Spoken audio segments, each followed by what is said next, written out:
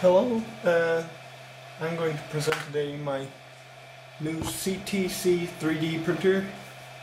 As you can see right here, I'm going to go back a little bit just to make it more viewable.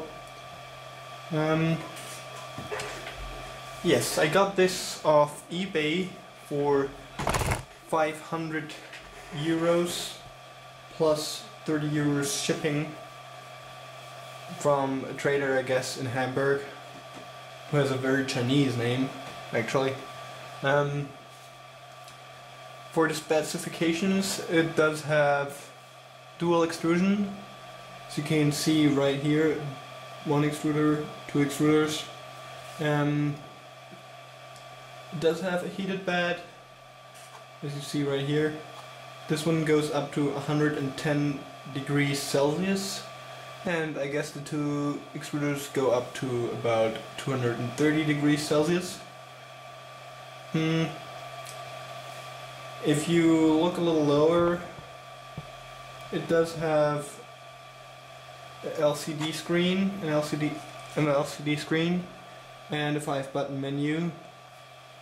On the right side, it has, on the right side, so you cannot actually see it in here, does have an SD card slot, and on the back side there's a power switch, a cable inlet, and a USB connection.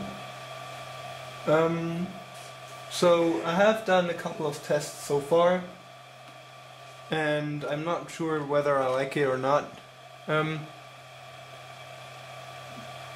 It does have certain advantages and disadvantages.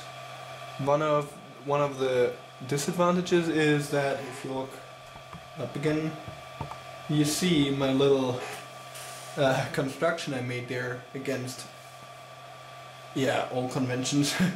It does not come anymore, I guess, with any guide tubes for the filament.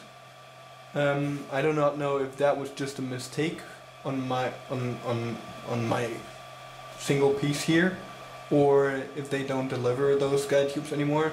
I've heard in one German website that they don't deliver them with tubes anymore because it does harm the filament process in some way, I don't know. So yeah, it does not come with a guide tube, and the problem that comes with that missing guide tube is that if you just let the filament that's spooled on the back side, here you can see the spool holders, you go a little bit lower, yeah, you can see those here, and so the filament would just go over this wooden edge here, and I'm using ABS so far. I haven't tested PLA yet, and the ABS does break very often, so I kind of had to deal with the problem of just losing multiple prints. As you can see, this little dragon figure here, it just stopped for various, I don't know, for a couple seconds, and I saw it just being above where it should be and not building anymore, because the filament broke in two pieces and there was nothing to extrude anymore. So that was definitely a problem and a disadvantage.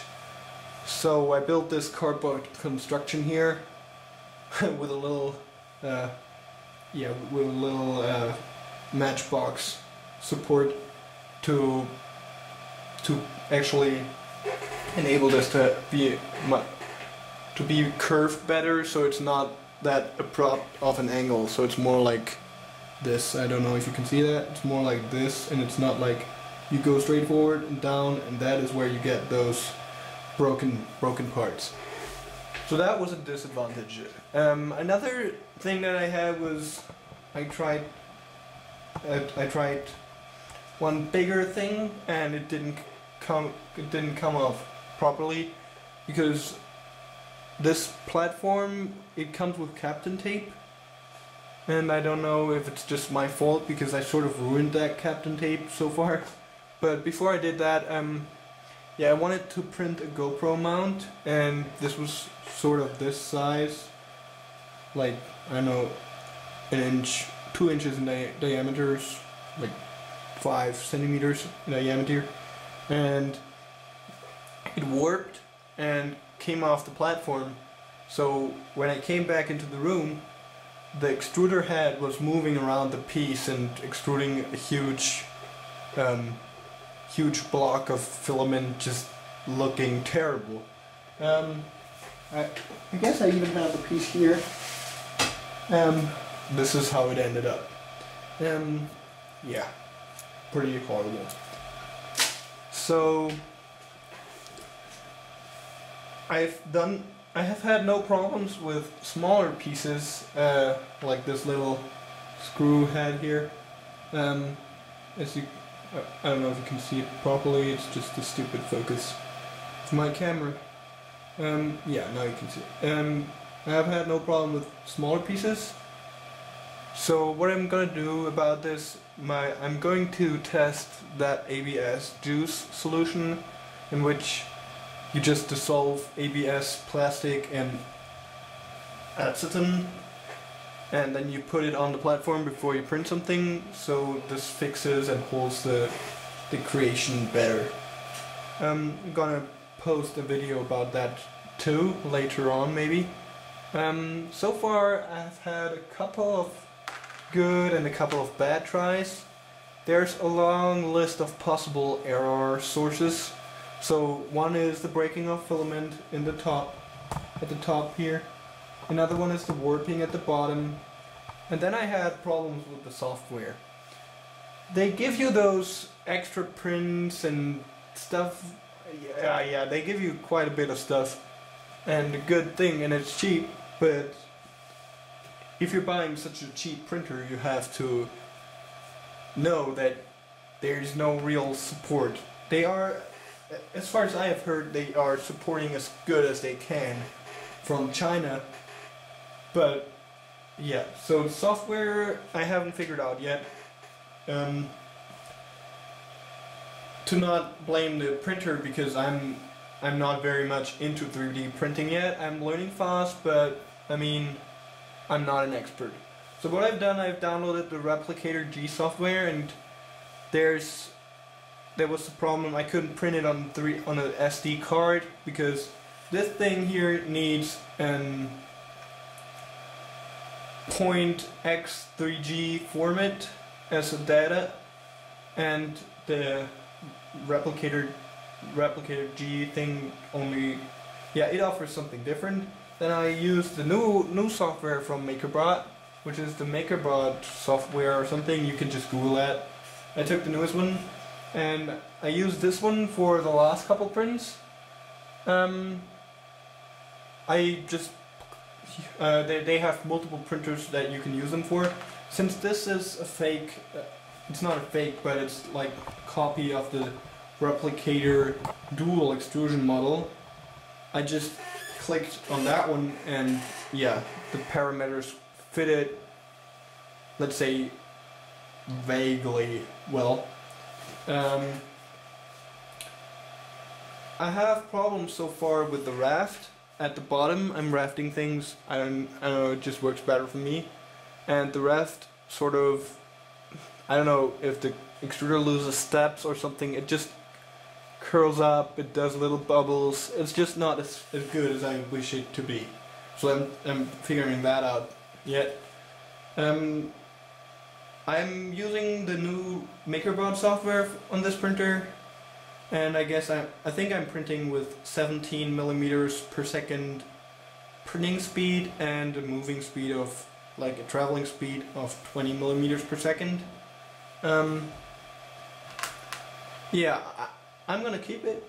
I had, as for Journaler, I can give it back within 14 days, but I think I'm gonna keep it because so far it has done a medium job, and I'm gonna repost videos as they come in and things that, yeah. What I want to say, if you set this up and you get it out of the printer, yeah, the steps you want to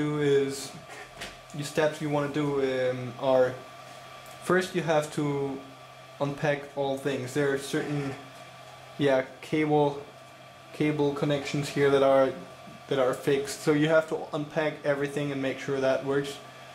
Then the next thing you want to do is screwing in the extruder head, which was not already built in, and I guess that's something good, because I don't know, it could probably damage those bars here, so it's better for shipping not to have the weight on the whole system.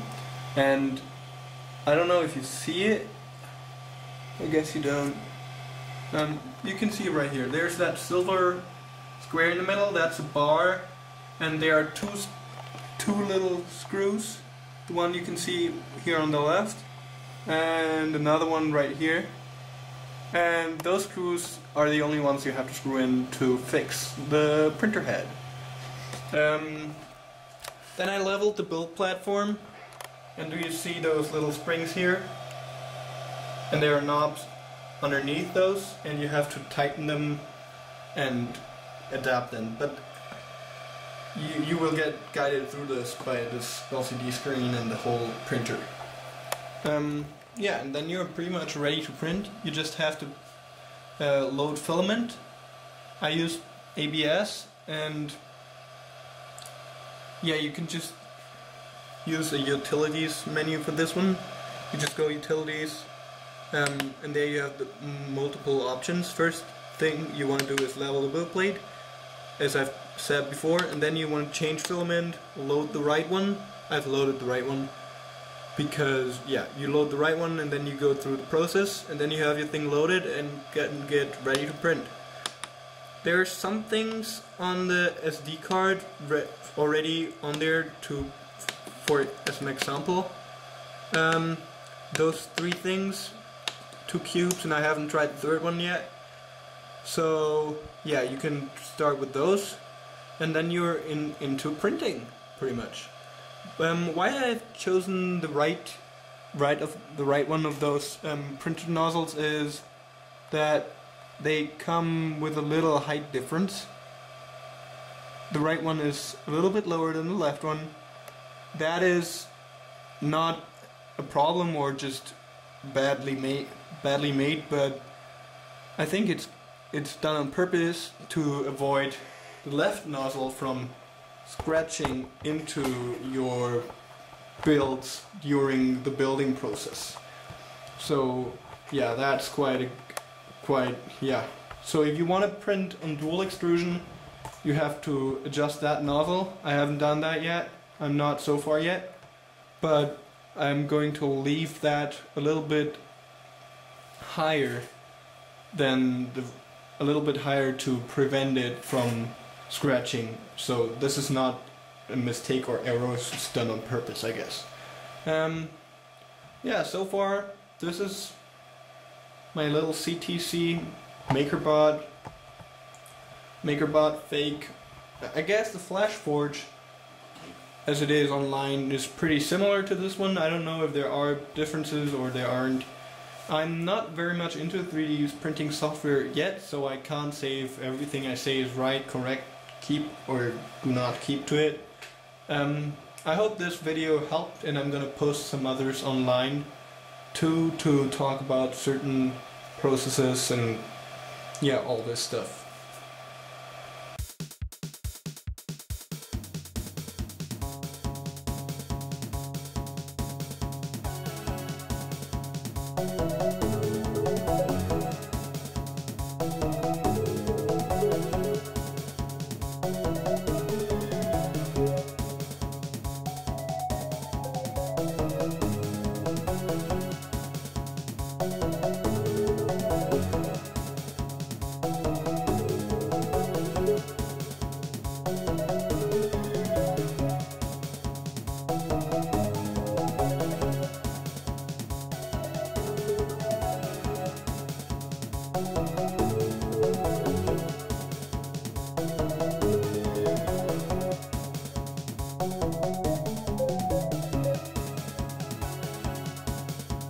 bye.